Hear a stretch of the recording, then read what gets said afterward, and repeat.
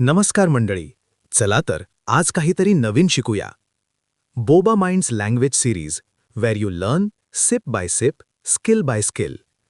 मी सूरज आणि माझ्यासोबत आहे तारा, जी नेहमीप्रमाणेच आपल्या उत्सुक प्रश्नांनी आपल्याला विचार करायला लावते. कशी आहेस तारा? मी मस्त आहे सूरज.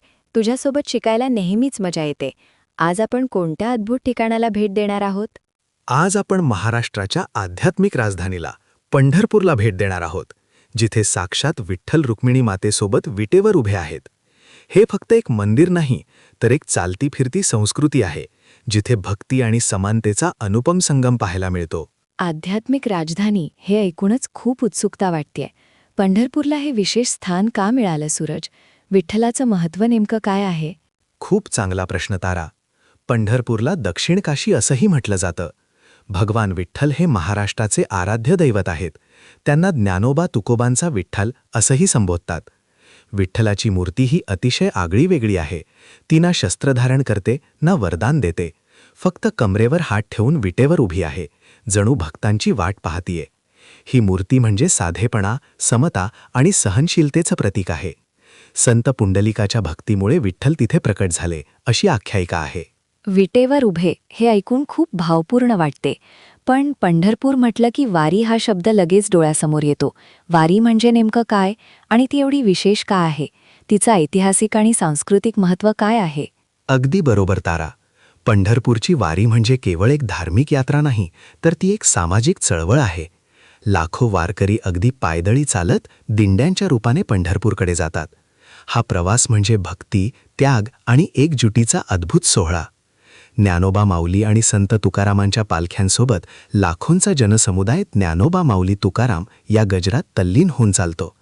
या परंपरेला अनेक शतकांचा इतिहास आहे आणि ती महाराष्ट्राच्या सांस्कृतिक वारशाचा अविभाज्य भाग आहे. इतके लोक एकत्र चालतात, पण तू समानता आणि एकजूट याचा उल्लेख केलास. वारीमध्ये हे कसं दिसतं? आजही इतक्या मोठ्या जमावात हे विचार कसे टिकून आहेत? हाच तर वारीचा खरा गाभा आहे तारा. वारीमध्ये जात, धर्म, लिंग, श्रीमंती, गरीब हे सारे भेद गळून पडतात. येथे सर्वजण फक्त वारकरी असतात, विठ्ठलाचे भक्त. भेदाभेद भ्रम अमंगळ या संत तुकारामांच्या अभंगाचा प्रत्यय तिथे येतो. श्रीमंत गरीब, उच्च नीच सगळे एकाच ताटात जेवतात, एकाच दिंडीत चालतात, एकमेकांना माऊली म्हणून हाक मारतात. हा अनुभव शब्दांत वर्णन करणं कठीण आहे. आधुनिक जगात जिथे अनेक भेद निर्माण होत आहेत, तिथे वारी ही आजही एकतेचा आणि मानवतेचा संदेश देते. ही एक मायक्रोकॉझम आहे, जिथे आदर्श समाजाची झलक दिसते. खरंच हे खूपच प्रेरणादायी आहे. ऐकूनच मन शांत होतंय. मग वारीचं आपल्या वैयक्तिक जीवनात किंवा आजच्या तरुणाईसाठी काही महत्त्व आहे का? यातून काय शिकायला मिळतं? निश्चितच तारा. वारी आपल्याला सहनशीलता, शिस्त आणि निस्वार्थ भक्ती शिकवते. एवढ्या मोठ्या जनसमुदायात कोणताही गोंधळ नाही, तर एक अलौकिक शांतता आणि एकोपा असतो. ती आपल्याला स्वतःच्या पलीकडे जाऊन मोठ्या समूहाचा भाग बनण्याचा अनुभव देते. अनेक तरुणता या वारीमध्ये सहभागी होतात. त्यांना हा अनुभव डिस्ट्रेस करणारा आणि एक वेगळी ऊर्जा देणारा वाटतो. हे केवळ धार्मिक नाही, तर एक सामाजिक आणि मानसिक आरोग्य देणारं पर्व आहे. वैयक्तिक आत्मशुद्धी आणि सामाजिक सलोख्याचं हे एक उत्तम उदाहरण आहे. खूपच सुंदर माहिती दिलीस सूरज. पंढरपूर आणि वारीबद्दल माझ्या अनेक शंका दूर झाल्या आणि त्याबद्दल एक वेगळाच आदर निर्माण झाला. खरोखरच ही महाराष्ट्राची आध्यात्मिक राजधानी आहे आणि वारी ही एकात्मतेचं प्रतीक आहे.